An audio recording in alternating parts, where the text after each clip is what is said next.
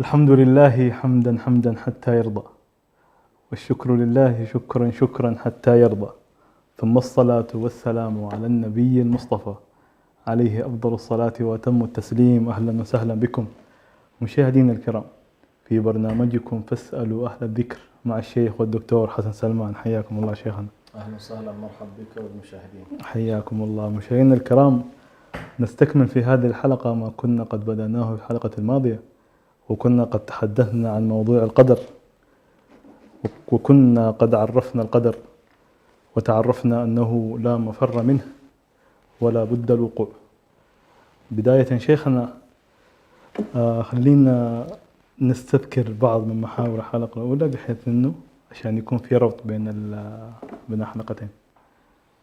طيب، بسم الله الرحمن الرحيم. الحمد لله رب العالمين، والصلاة والسلام على رسول الله الأمين وعلى آله وصحبه أجمعين. أما بعد، ذكرنا بأن القدر من أركان الإسلام، يرتبط بالإيمان بالله تبارك وتعالى، وإن كان أفرد في بعض الأحاديث كما هو ثابت، وأفرد كذلك في كتاب الله تبارك وتعالى.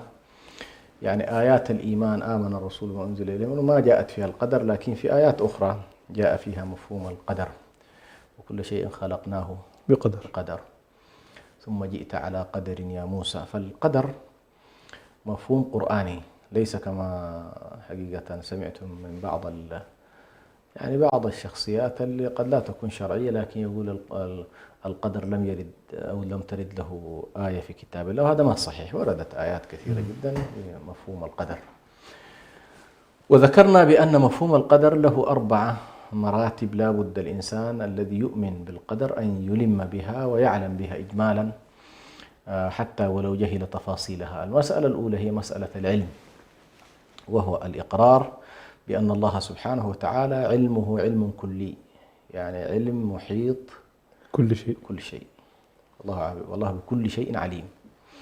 ثم علمه غير محدود، لا زمانا ولا مكانا، فلا نستطيع أن نقول الله سبحانه وتعالى يعلم الماضي أو يعلم الحاضر ولكنه يجهل المستقبل. هذه أيضا من الأشياء اللي لا محيط بكل شيء.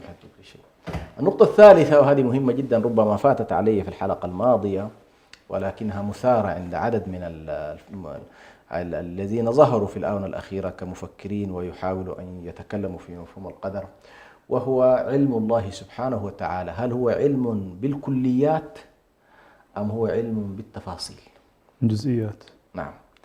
للأسف الشديد طبعا بعضهم أراد أن يخرج من بعض ما يتوهمه هو من مشكلات، فبدأ يقول بأنه والله علم الله سبحانه وتعالى علم بالكليات وليس علم بإيه؟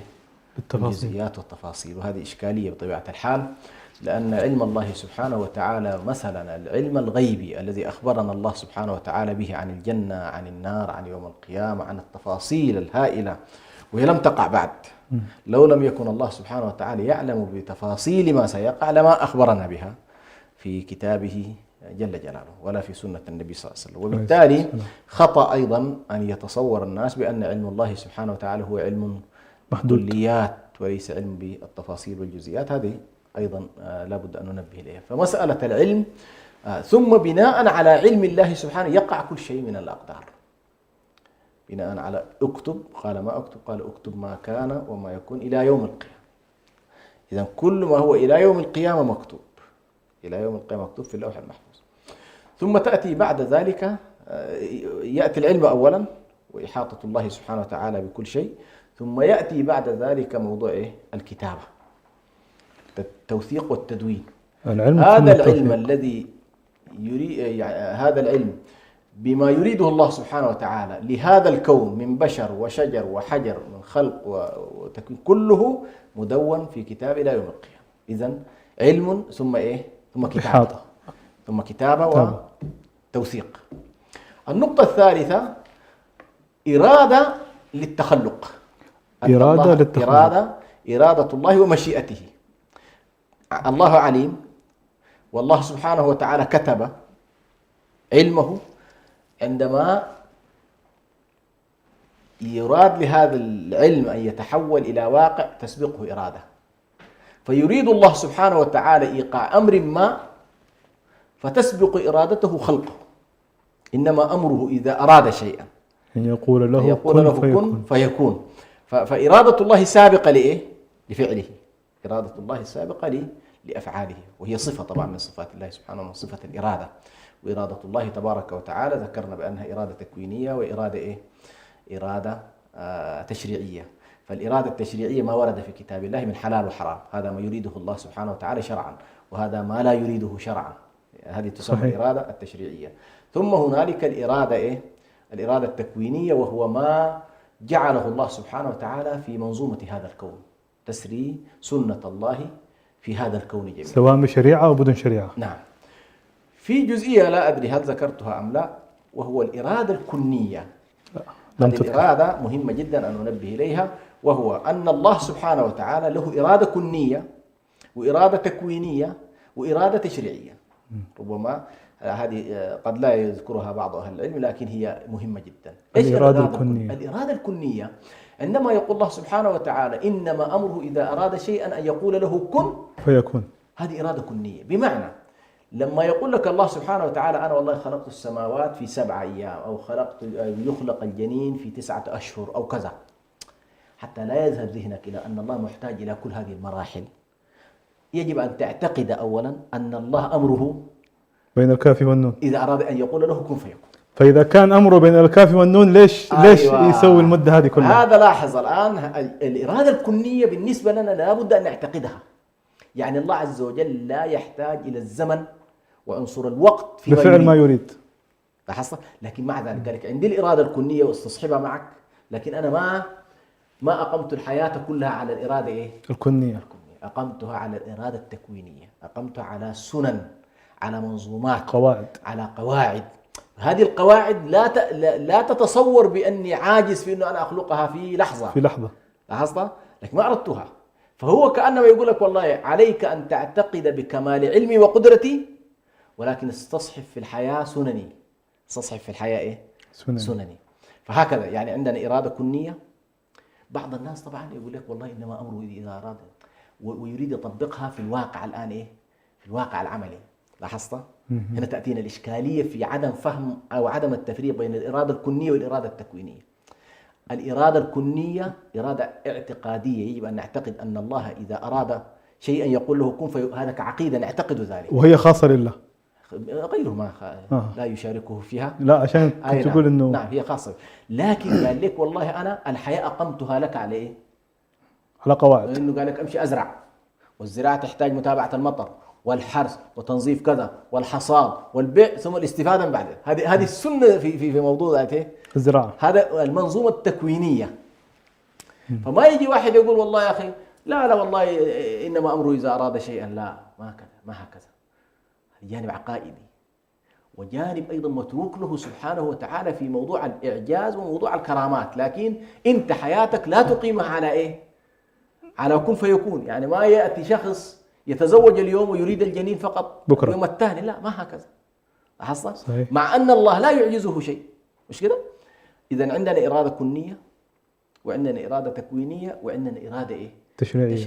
طيب في الإرادة التكوينية قد يكون ما يرضاه الله وما يريده، أي ما يحبه وما لا يحبه. في التكوين، مم. لكن في الإرادة التشريعية لا يوجد إلا ما يحبه سبحانه وتعالى، أي الأمور التي يحبها والأمور التي يكرهها سبحانه. لكن هذه هنا إيه؟ تجمع بين الاثنين. تكوينية. فبعض الناس يشكل عليه كيف أن الله سبحانه وتعالى لا يريد شيئا ولكن إيه؟ يفعله أو يخلقه. لاحظت؟ فهذه يسمى الإرادة إيه؟ الإرادة التكوينية. فالله سبحانه وتعالى مثلا لا يرضى لعباده الكفر، ويحب الإيمان، ويحب الإيه؟ الطاعات، ويكره المعاصي. ويكره المعاصي. لكن في نفس الوقت قد تقع في كونه ما لا يريد شرعا، لكن يستحيل أن يقع في كونه ما لا يريده قدرا وتكوينا. يستحيل أن يقع ما لا يريده قدرا وتكوينا. طيب هذا فيما يتعلق بالمرحلة الآن الثالثة، وهي الإرادة والمشيئة. طيب عندنا علم، عندنا كتابة، عندنا إرادة الله ومشيئته التي تقرر أن يتحول هذا الأمر من عالم الغيب إلى عالم الشهادة، أن يتخلق.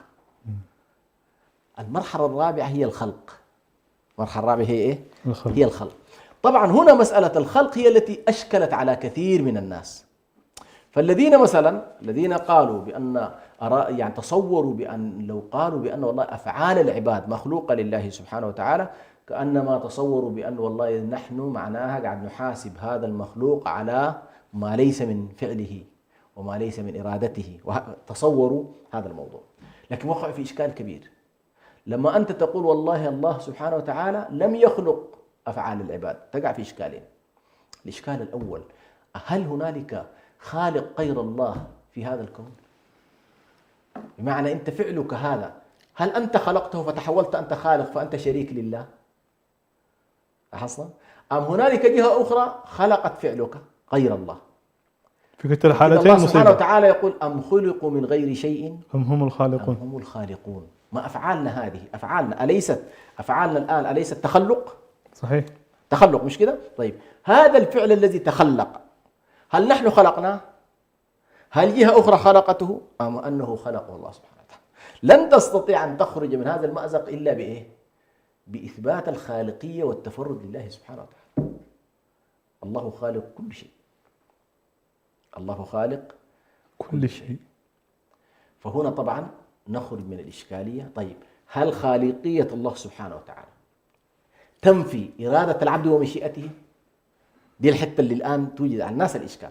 الله سبحانه وتعالى أثبت الخالقية له متفرد بها، لكن أثبت في إرادة ومشيئة للعبد الذي إيه؟ يقع منه الفعل. لاحظت؟ يعني أنت لك إرادة ولك مشيئة أثبتها الله لك، وقال لك والله إرادتك ومشيئتك تحت إرادتي ومشيئتي، وما تشاءون إلا أن يشاء الله. أي في إطار المشيئة الإلهية تقع التصرفات البشرية. يعني لا يقع في كونه ما لا يشاء، لا يقع في كونه ما لا يريد، يعني قدرا. لاحظت؟ لكن لك أيضا مساحة مشيئة. فإذا أنت قررت، اتخذت القرار أن يقع منك الفعل وأردته وأراده الله قدرا سيقع. أراده الله قدرا سيقع.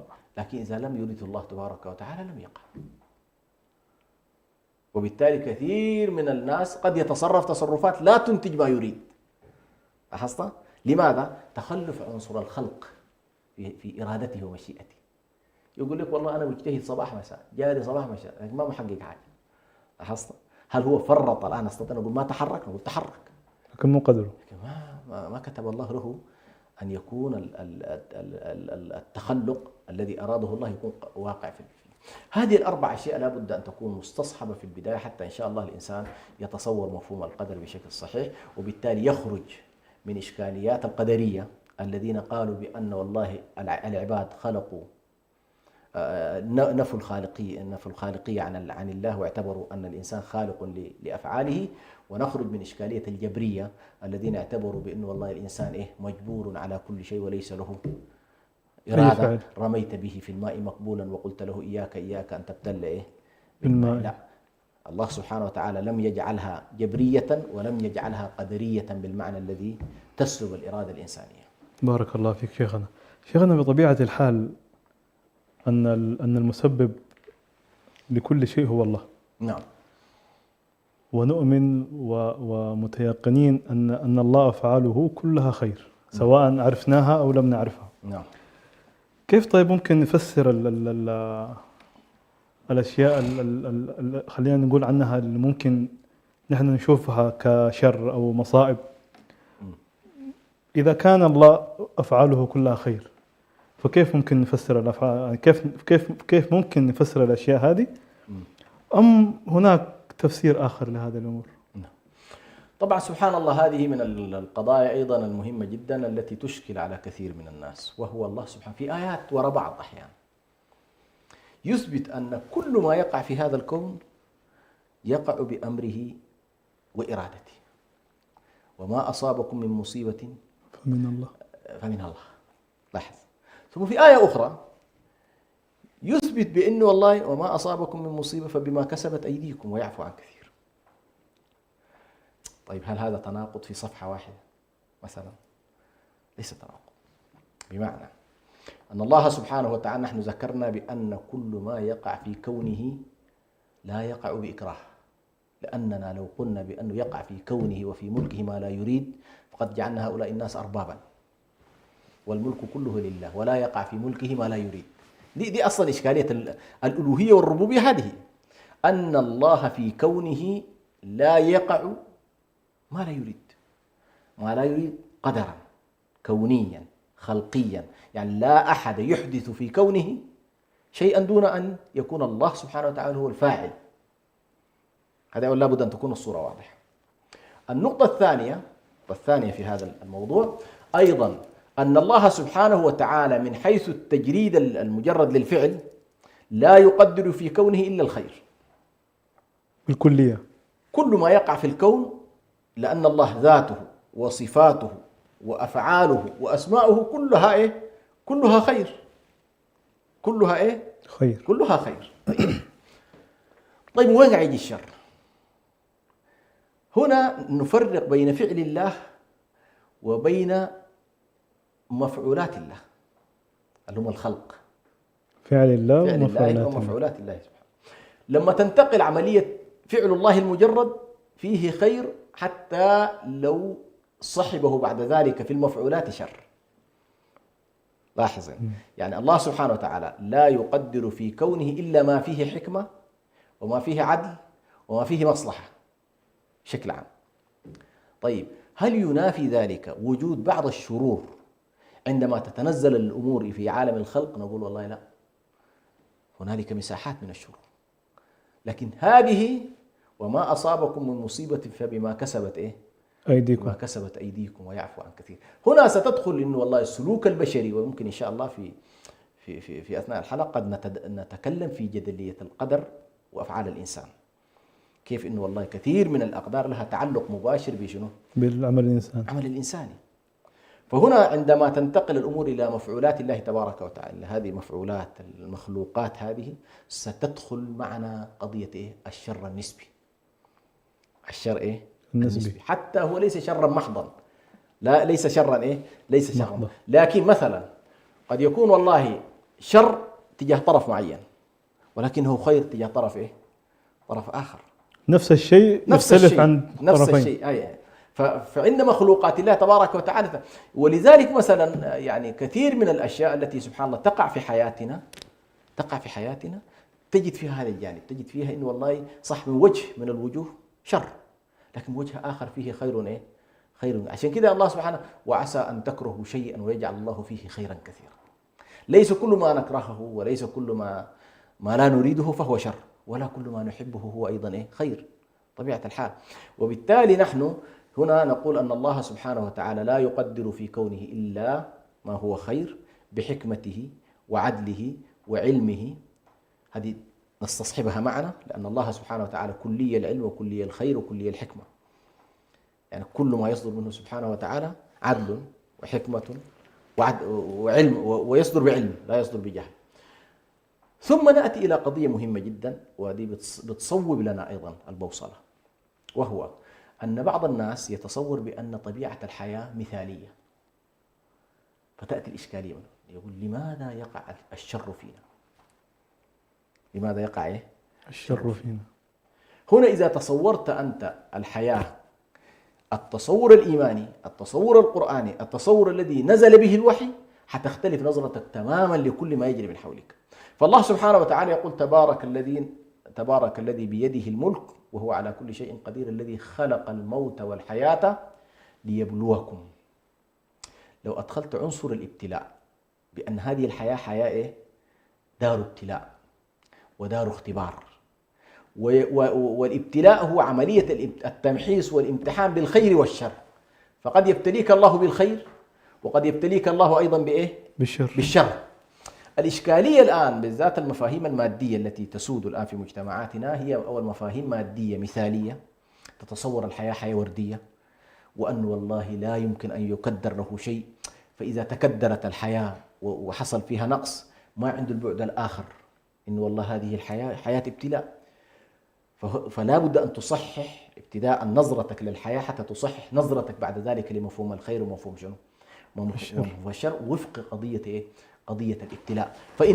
فأنت مثلا ما تراه الآن من أمر بالنسبة لك شر، الشريعة قالت لك والله تعامل معه بالمنطق الفلاني، وتحوله أنت من شر في وقوعه عليك. مثلا نزل عليك مرض، نزل عليك ابتلاء، نزل عليك، هو بلا شك ستنظر إليه بأنه هو إيه؟ شر، أنه شر. لكن كيف تحوله أنت الآن بفعلك إلى إيه؟ إلى خير. إن أمر المؤمن كله خير، إن أصابته سراء شكر فكان خيرا له، وإن أصابته ضراء صبر فكان إيه؟ فكان خيرا له. وهنا طبعا سبحان الله كيف أن المسلم حول كل حياته إلى إيه؟ إلى خير. لاحظت؟ رجعنا إلى فكرة، إلى القضية الأولى، وهو أن كل ما يقدره الله في الكون هو إيه؟ هو خير، كل ما يقدره هو خير. وأنت استطعت الآن بفعلك أيضا هذا أن تحول كل ما يجري عليك إلى خير. نعم. بارك الله فيك شيخنا. مشاهدينا الكرام، فاصل قصير ونواصل، انتظرونا.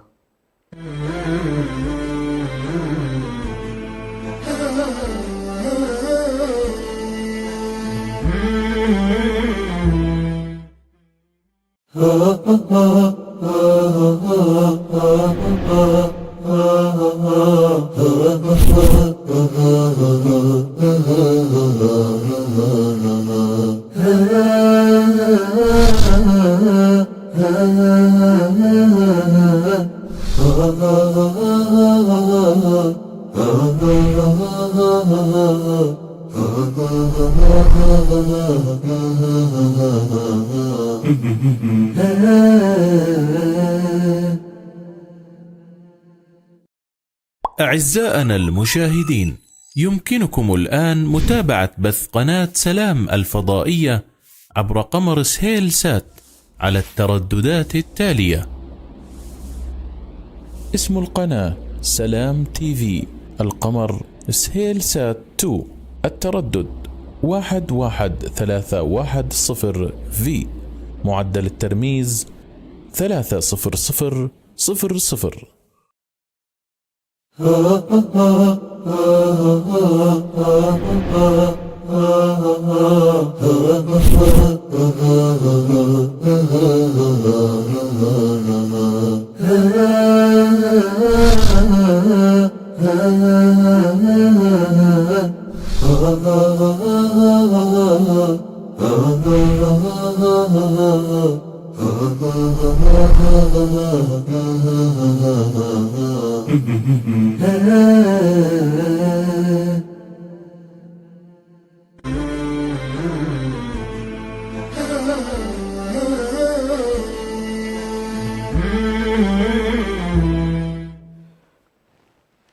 الحمد لله وكفى، ثم الصلاة والسلام على النبي المصطفى. أهلا وسهلا بكم مجددا في برنامجكم فسألوا أهل الذكر مع الشيخ والدكتور حسن سلمان.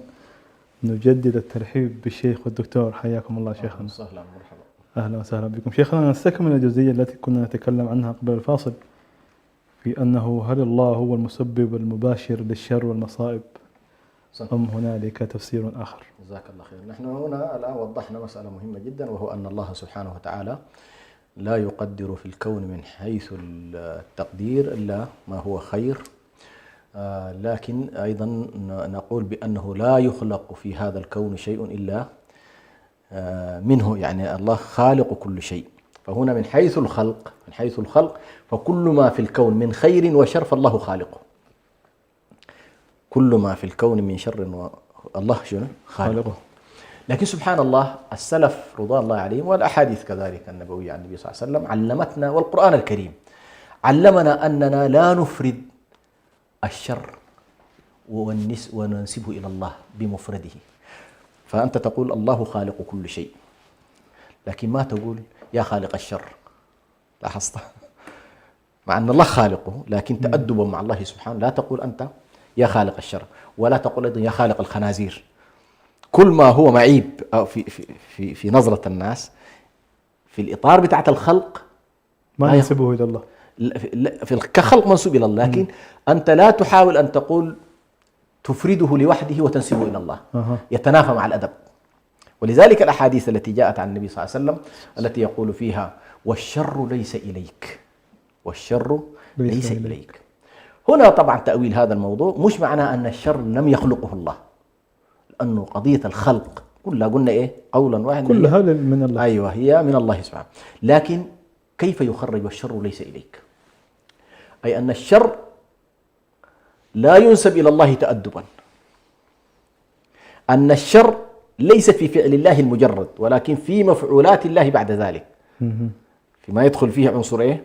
عنصر المخلوقات وتفاعلات هؤلاء الخلق مع الأمر، هذه قضية أخرى، وبالتالي نسبته تكون للمخلوقات ولا تكون إلى الله سبحانه وتعالى. والشر ليس إليك أيضا لا يتقرب إلى الله بالشر. والشر ليس إليك أولت أيضا بأن الشر لا يصعد إلى الله سبحانه وتعالى، يصعد إلى الله عز وجل الكلم الطيب. الكلم الخبيث لا يصعد إلى الله سبحانه، إليه يصعد الكلم الطيب. أيوة، والعمل الصالح يرفعه.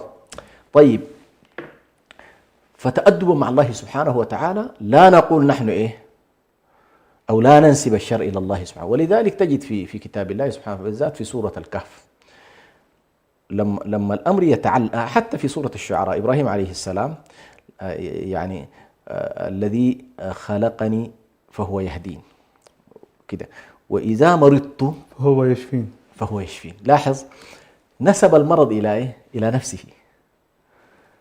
جعل الله سبحانه وتعالى هو الذي يشفيه، هو الذي يعافيه، وهو الذي يهديه وكذا. لكن لما جاء إلى قضية المرض قالوا إذا مرضت، ما قالوا إذا أمرضني فهو إيه؟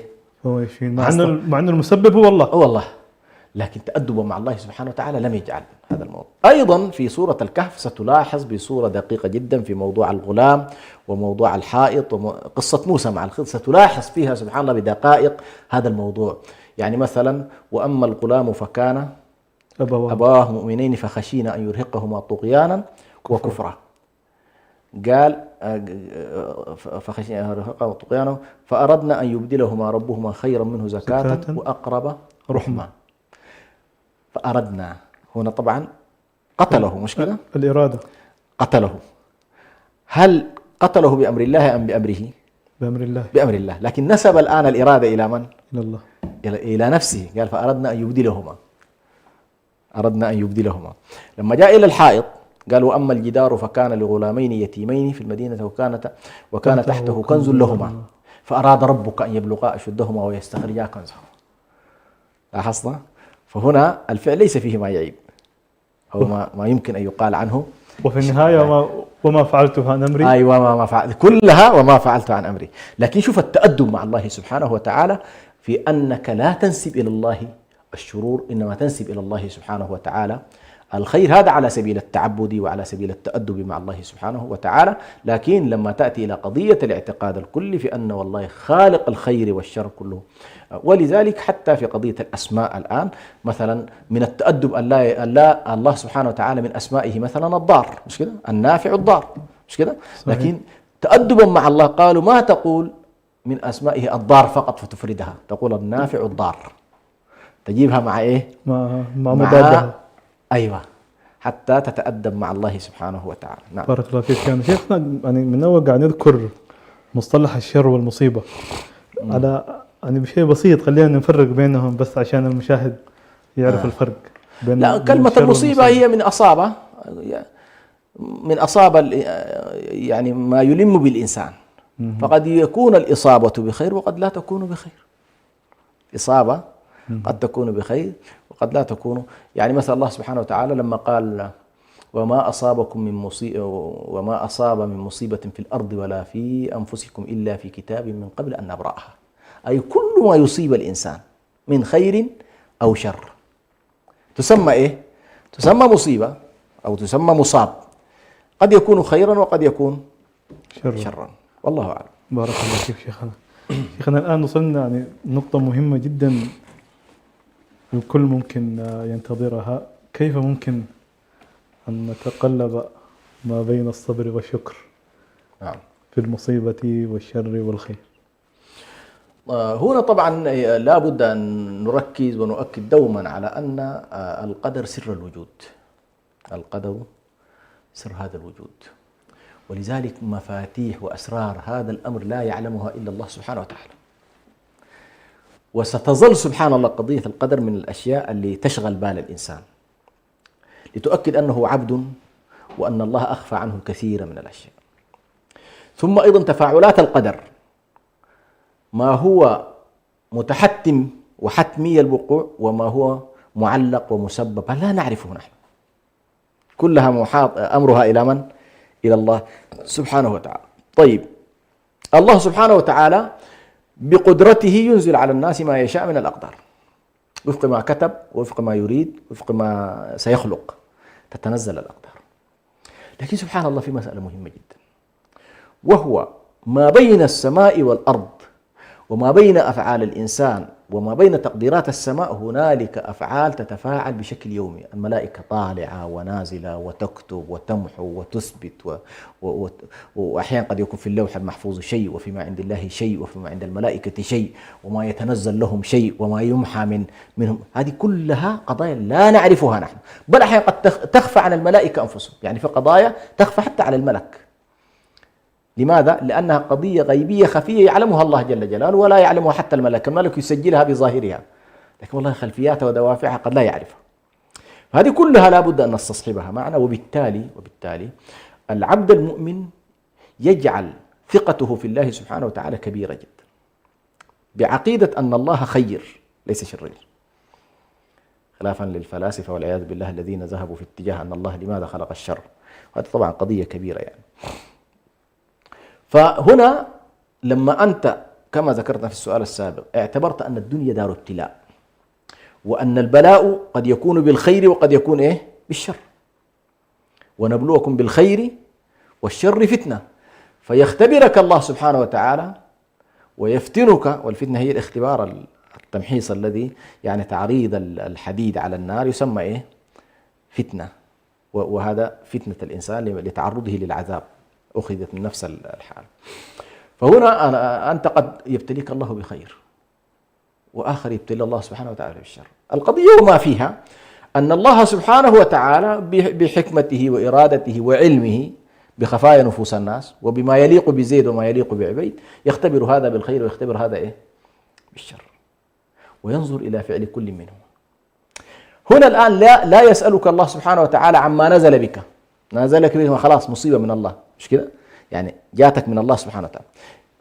يحاسبك الله على طريقة تعاطيك أنت مع ما نزل. هذا الاختبار اللي الله سبحانه وتعالى ابتلاك به، هل إن كان خيرا شكرت الله عليه أو كان شرا صبرت عليه. والصبر له طبعا أبواب وهو مقامات، على كل مقام الصبر من المقامات العظيمة.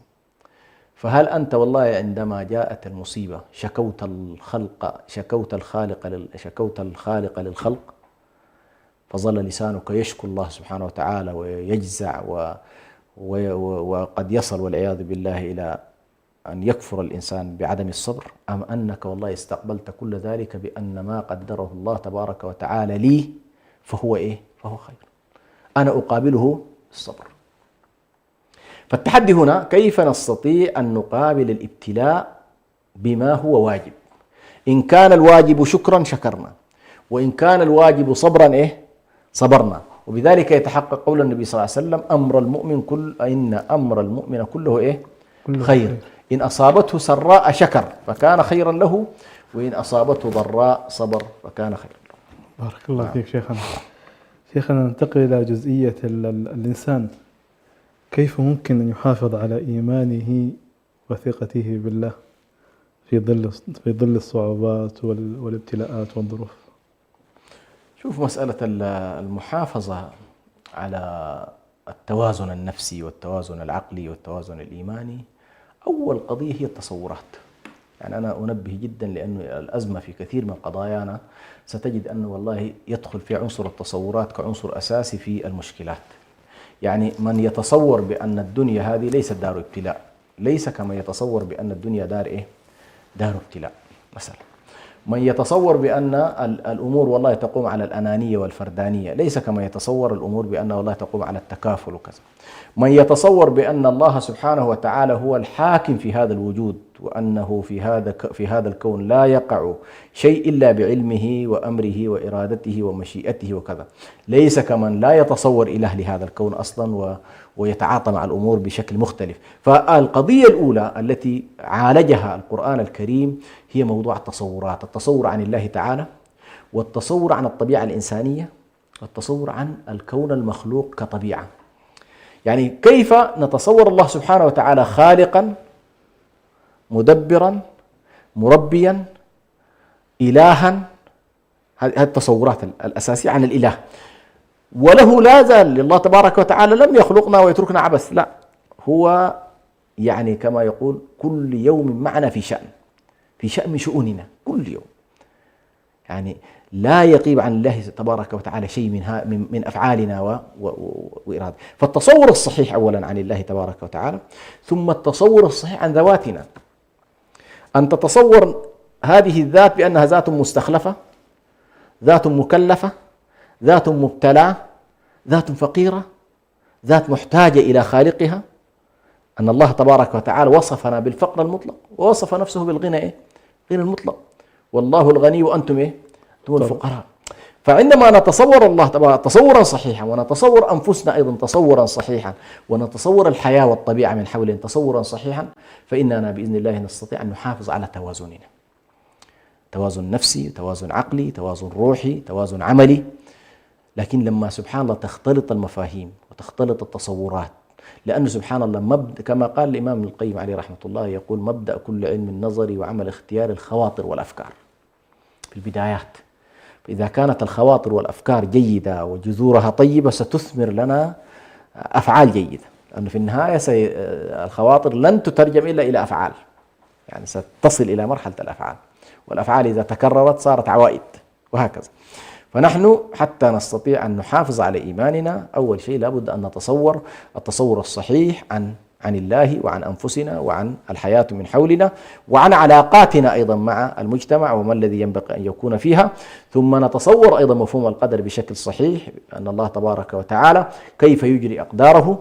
ثم أن نتصور بأن الله تبارك وتعالى لم يجعل الأمر أمرا جبريا بحيث لا إرادة لنا ولا مشيئة، كما أننا لا نتصور بأننا في هذا الكون آلهة نفعل ما نريد، لا، في النهاية نحن لنا أيضا حدود وضوابط، لأننا إن فعلنا ما نريد فقد تحولنا شركاء مع الله تبارك وتعالى، لأن الله وحده فعال فعال لما يريد. لكن نحن أحيانا نريد شيئا ولا يتحقق، وأحيانا لا نريد شيئا ويتحقق. فإذا استطعنا إن شاء الله. ثم أيضا نختم هذا الموضوع في نهاية الأمر بالرضا. والرضا سبحان الله من الأحوال، أحيانا قد يكون من الأحوال وقد يكون من المقامات. على كل يعني الرضا إن اعتبرناه مقاما يجب أن نسعى لاستجلابه. فأنت المقام دائما لما نقول هذا مقام من المقامات، أنت مكلف أن المقام كسبي والأحوال وهبية. يعني بمعنى الطمأنينة والسكينة وهبية، أي أن الله يهبك السكينة والطمأنينة لأفعال أنت قمت بها. لكن لما نقول هذا والله مقام الصبر، مقام الشكر، لا بد أن تسعى إليه بخطوات للوصول إلى هذا المقام. فعلى كل إذا اعتبرنا الرضا مقام لا بد أن نسعى إلى تحقيق الرضا. من ضمنها أن الإنسان مثلا عندما يقوم في الصباح يقول رضيت بالله ربا، بإسلام دينا، محمد صلى الله عليه وسلم نبيا ورسولا. فهذا الإعلان المتكرر بأن الإنسان يرضى بالله تبارك وتعالى. والرضا بالله رضا بأفعاله، ورضا بتقديراته، ورضا بما يكتبه الله سبحانه وتعالى، والرضا بالإسلام رضا بأحكامه، وهكذا. فعندما سبحان الله يكون هذا الموضوع بهذا الشكل، أنه الرضا بما كتب الله سبحانه وتعالى، بما قدره بعد وقوعه، فلا نجزع بعد أن وقع الأمر أنه ما قدره الله كان، وما لم يقدره لم يكن. ونرضى كذلك بشرعه الذي أنزله تبارك وتعالى، وندرك أنه لا خيرة لنا إلا هذه الشريعة التي أنزلها الله سبحانه وتعالى، فنرضى بقضائه وقدره، ونرضى بشرعه جل جلاله. بارك الله فيك شيخنا. شيخنا أكدنا جزئية الحرية واختيارات العبد لأفعاله. نعم. كيف ممكن أن نوازن ما بين قدر الله السائر فينا وما بين أفعالنا واختياراتنا وحرياتنا؟ أحسنت. هو طبعا موضوع الحرية في التصور الإسلامي له علاقة بالعلم، وله علاقة بالإرادة، وله علاقة بالشرع، ليست كالحرية الغربية. الحرية الغربية حرية منطلقة منفلتة، هي نفسها المرجع. يعني الحرية بالنسبة لهم هي المرجع. إذا اختلفوا يقول لك الحرية آخر شيء، يعني آخر قيمة يمكن أن يصلوا إليها هي هي الحرية. يعني درجة أن موضوع العقل تجاوزوه إلى موضوع موضوع الحرية. طيب بالنسبة لنا الأمر ليس كذلك. الحرية قيمة وليس مرجعية. قيمة من القيم.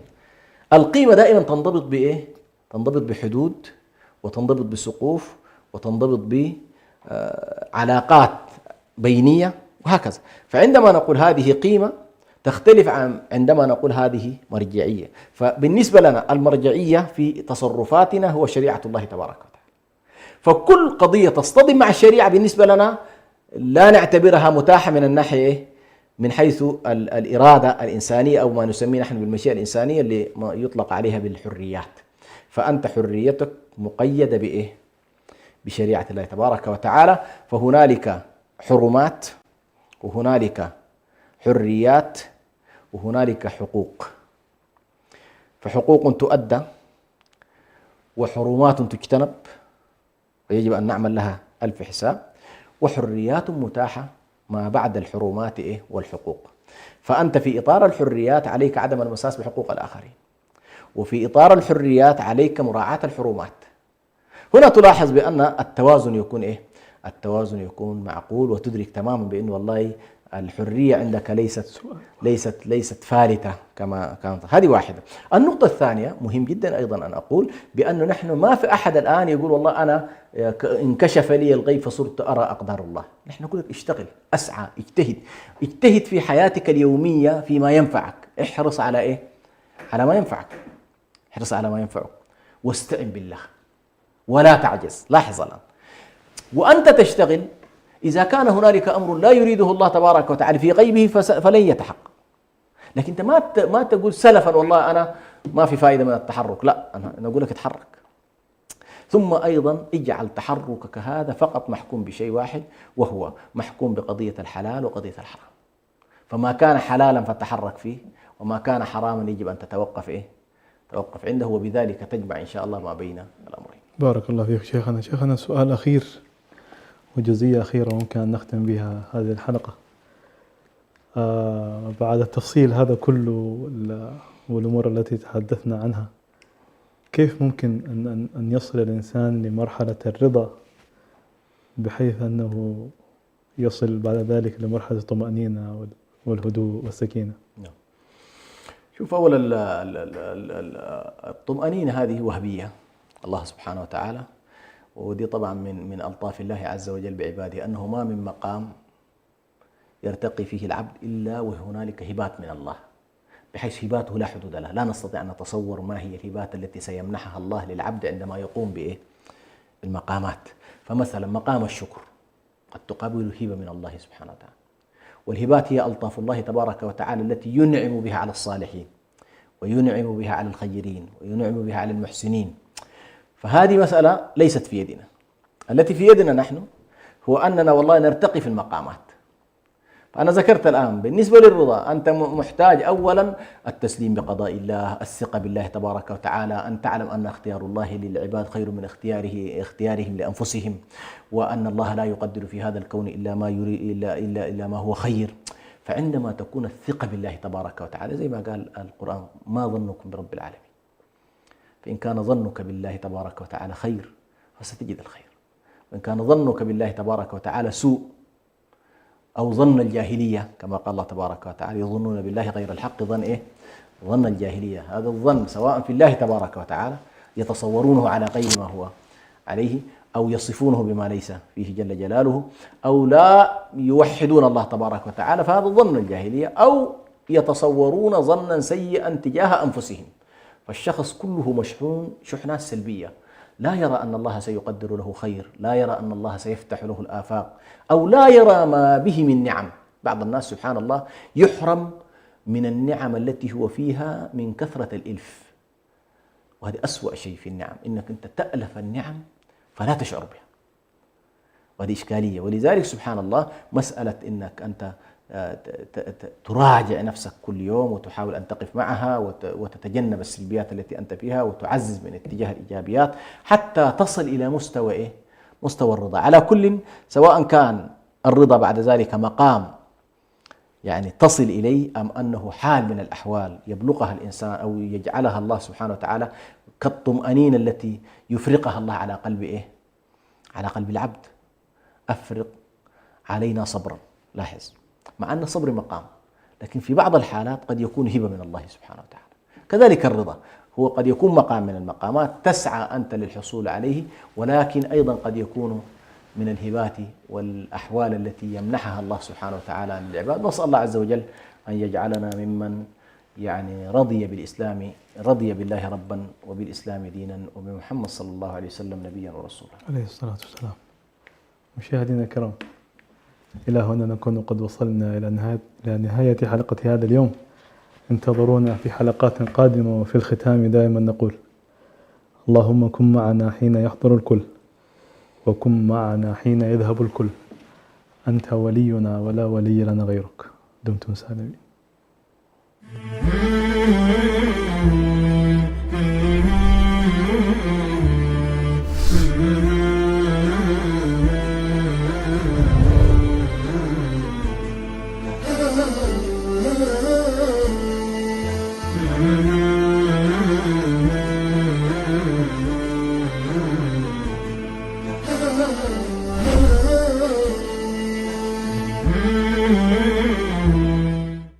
ha ha